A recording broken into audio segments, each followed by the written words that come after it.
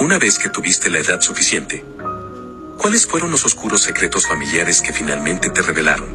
Ok amigos, la historia que les voy a contar de verdad parece sacada de una película de terror. Así que comencemos. Le vamos a poner otro nombre a esta persona. Le vamos a poner Julio.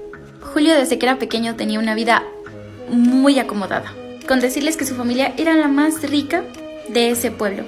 Tenían muchas hectáreas de tierra y toda la gente siempre iba con ellos para pedir préstamos. Pero conforme fue creciendo, Julio se empezó a dar cuenta de cosas turbias como que existían en su familia. Entre ellas un establo donde no podían entrar ni los niños ni las mujeres, excepto la abuelita de Julio.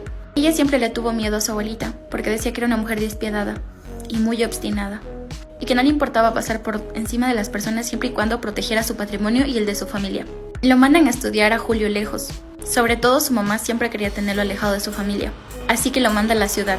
Acaba su carrera universitaria y regresa al pueblo, por pedido de su abuela, porque decía que ya no le iba a pagar más estudios afuera. Él regresa y se da cuenta que todos sus primitos y su familia ya habían crecido y eran personas hechas y derechas. Quiero dejar claro que en este tiempo Julio tenía como entre 22 o 23 años. Julio se da cuenta que su casa era aún más grande y que la gente del pueblo les tenía temor a su familia. Solo con escuchar el apellido es como que la gente decidía apartarse y no decir nada. Hacen una cena gigante porque la familia de Julio era muy grande. Cuando acaban la cena, la abuela de Julio le dice que tienen que hablar. Y fue como que todo el mundo se quedó muy serio y bajó la mirada. Y le dicen que es momento de que Julio se haga responsable de una parte del negocio familiar.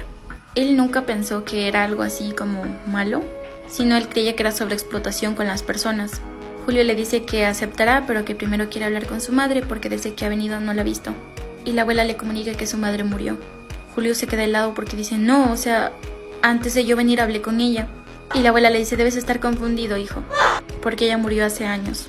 Él no puede creerle, así que va hasta su cuarto donde era el de sus padres y se da cuenta que su padre se volvió todo un alcohólico.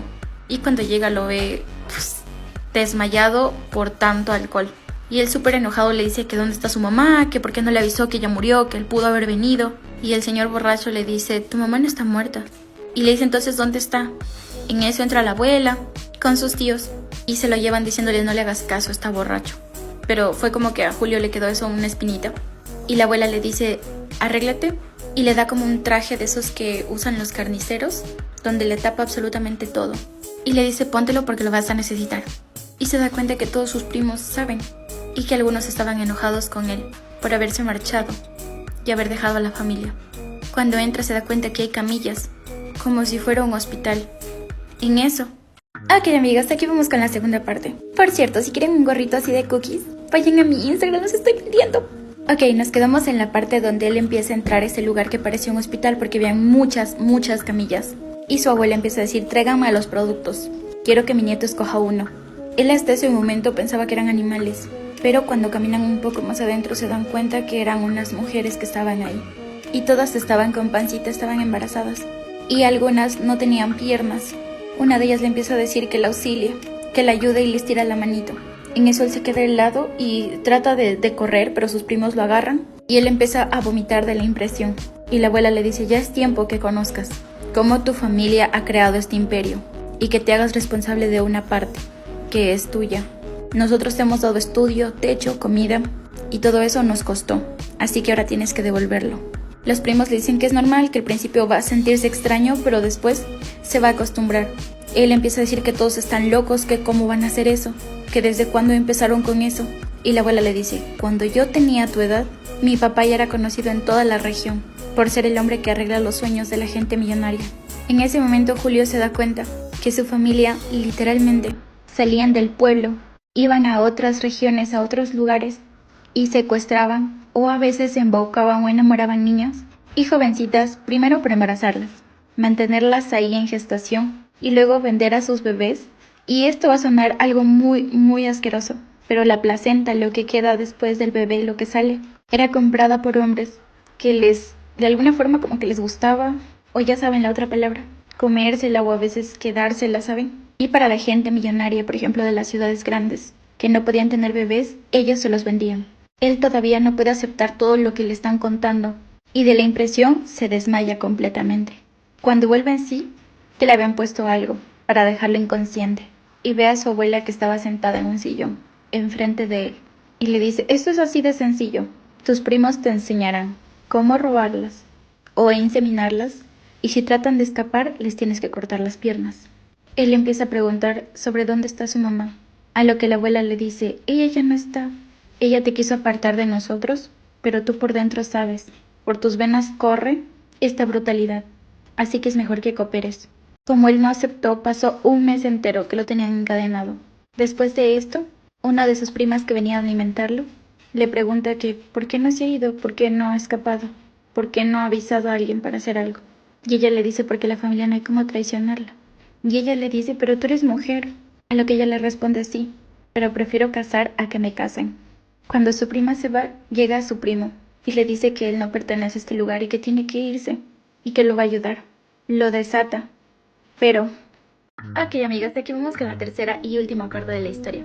Así que comencemos. Nos quedamos en la parte donde su primo lo quería ayudar, pero le tenía que decir la verdad, y es que su mami no había muerto. Ellas le habían hecho creer al pueblo y a todas las personas que ella falleció, pero la familia sabía que, como ella estaba en contra de todo este tipo de cuestiones turbias que ellos se dedicaban, quiso irse para alejarse de ellos y alejar a su hijo.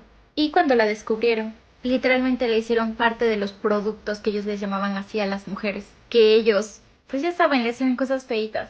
Y le dice, la única forma de que puedes como recuperarla o verla a tu mamá es ganándote la confianza de tu abuela, nuestra abuela. Porque amigos, no es como que solo tenían un punto para tener las mujeres, sino era una cadena gigante. Entonces él no sabía en qué punto estaba su madre.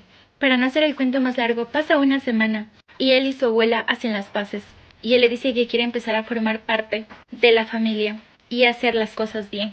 La abuela, como es una persona vivida, no le cree obviamente desde el principio y empieza a ponerlo a prueba. Pero el amor de hijo era un poco más fuerte que el miedo que sentía por la abuela. Y él empieza a ver que la familia nunca se ensuciaba las manos. Saben, ellos como que iban solo a revisar que las cosas fueran bien, pero en realidad tenían trabajadores que hacían este tipo de cuestiones feas. Y él se empieza a dar cuenta que les pagaban cantidades muy grandes por los niños, como por las partes de las mujeres, así, cosas bien turbias.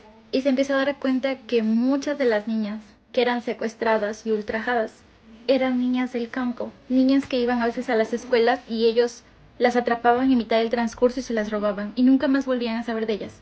Otras eran traídas con engaños, como a buenos trabajos, pero después las obligaban a escribir cartas diciéndoles que se habían casado o que habían hecho una vida diferente y que no iban a regresar. Así es como que ellos nunca levantaban sospechas. Pasa medio año más.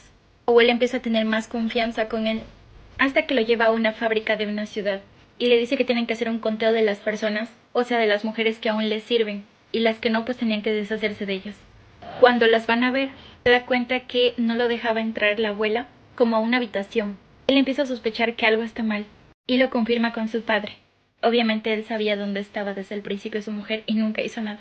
Quisiera decirles que esta historia terminó en algo bonito, pero la verdad es que no. Este tipo de redes jamás termina, amigos, porque las cabecillas muchas veces son personas muy pesadas, ¿saben? Con mucho dinero de por medio, que consumen este tipo de cosas. Y por esa razón es que no terminan. Cuando él encontró a su mamá le pedía que ella termine con su vida porque había pasado cosas horribles. Literalmente ya no tenía piernitas ni brazos. Literalmente, imaginen solo como el torso de una mujer embarazada, sin extremidades de arriba ni de abajo, alimentada a veces solo por sondas. Él se fue lejos de su familia y jamás regresó. Actualmente tiene otro nombre y otra identidad. Les dejo aquí mi Instagram para que me cuenten su historia. Los quiero mucho, adiós.